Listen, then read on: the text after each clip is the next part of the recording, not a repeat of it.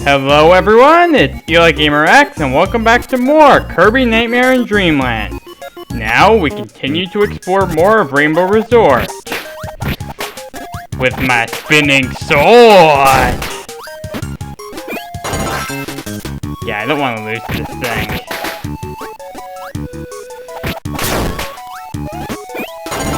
Yeah, you don't get mixed if you're just re-obtaining if an ability you have is also in the queue. Or rather, if your ability star is there, you don't get it. However, two of the same abilities will do it, trigger it.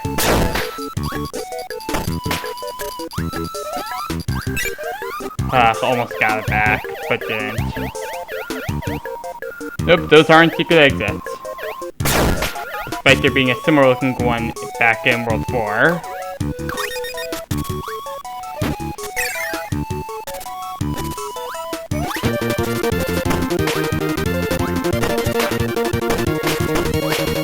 Well, it's called that. That's what I call invincibility. Free stuff if you need it. Personally, my health is full, so I don't. And I've got plenty of lives. I want to have over 1 million points. Give this Kirby game as a point counter, most don't afterwards, though I can understand why it was mostly useless anyway. Ah, Grape Garden's music for a change.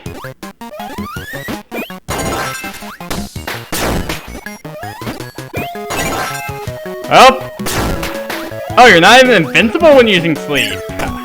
That's kind of annoying. If you were invincible when using sleep, then it would have its moments, but you're not even invincible.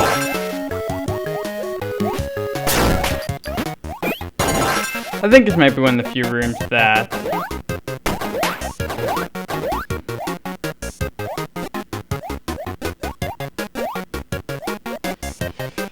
yeah, I think they might have actually reused Ball Kirby as assets in...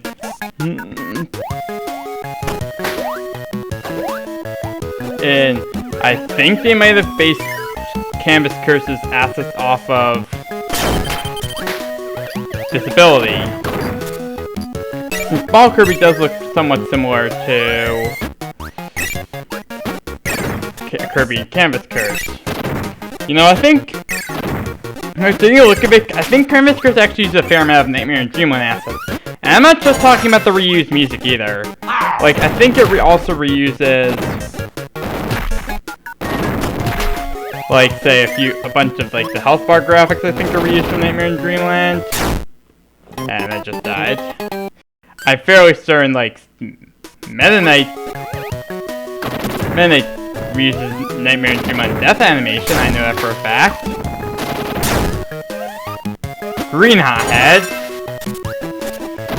Yeah, after this I don't see as much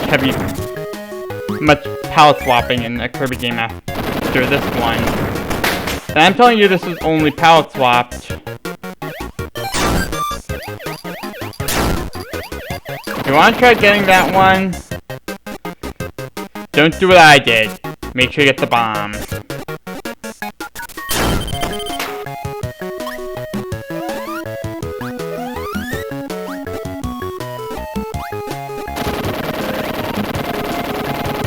Up I go. Goal is no. And number is 2. 5,000 points. Which don't really have much points anyway. Last actual themed level. Of course I died at the beginning.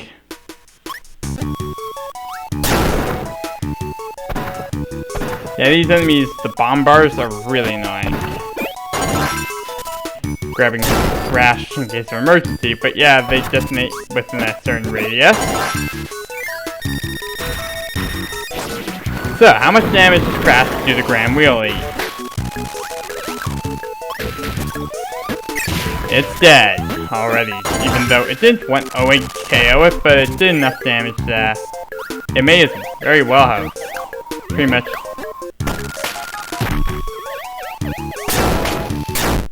Yeah, try to avoid getting down like that in those pits.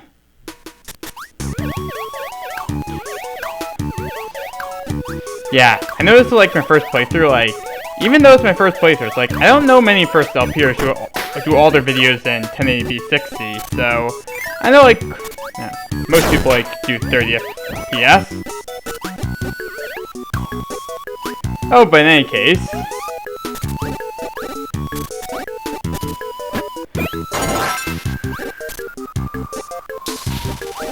difficult to reach cannon, which thankfully, at least it is optional if you are having trouble getting to it, because as I mentioned, the only other levels in this world with a switch, with a big switch in them, are 1 and 6. Anyway, end of level. And almost.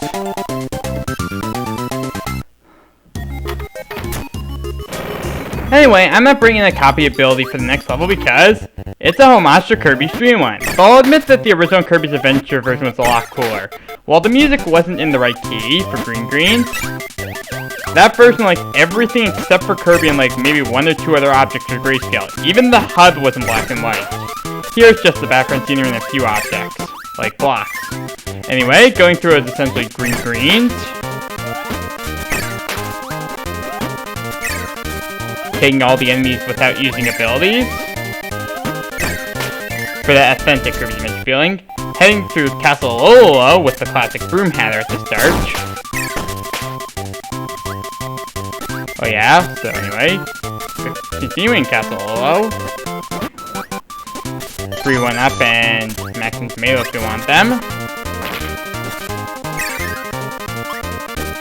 Also, we're now on the Float Islands. It would have been cooler if the music changed. Well, I understand why it didn't in the NES version, music constraints, though the files for the redone music, or I mean the Mii version without the things, actually have their own sound slots, so I do feel that without those, it might have been possible to like incorporate more tracks into this one, like maybe so I can understand why I could have opted out of it. Anyway, a bit of health. Before we head into the part representing bubbly clouds. Yes, by the way, the original Kirby Dream Land did actually arrange the Scarfies like that. Yeah, all the 8-bit Kirby games. Scarfies function like that in all the 8-bit Kirby games. Yeah, there's this item. Yeah, this is one area where actually having copyability does kind of help. So, I'm fairly certain it's a reference to those sections from Kirby's Dream Land 1, where there was that one item that let you, like, punch, kick, send those shockwaves. Anyway, there's the goal, but any Kirby fan knows, enter the moon. As that will be our switch, which opens the Warp Star gate, which I will show you what they look like before finishing off. There's a healing tomato, and there's a 1-up.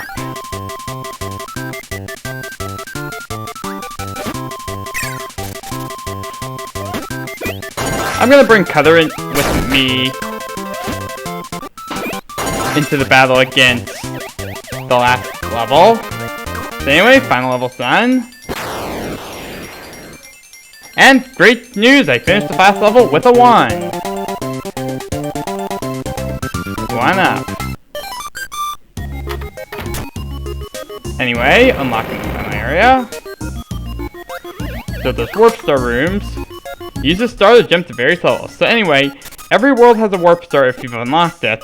As by, say, traveling to this one, you can go to World 5.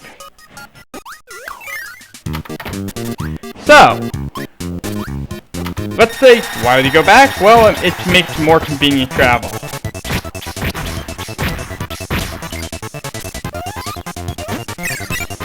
How come? Well, let's say you want to get Hammer for the fight with Deity. This is where you do it. Anyway, grab the hammer because I want to use it during the fight with Deity.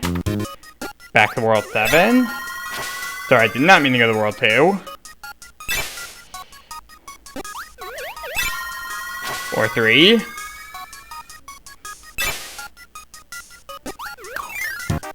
or exit.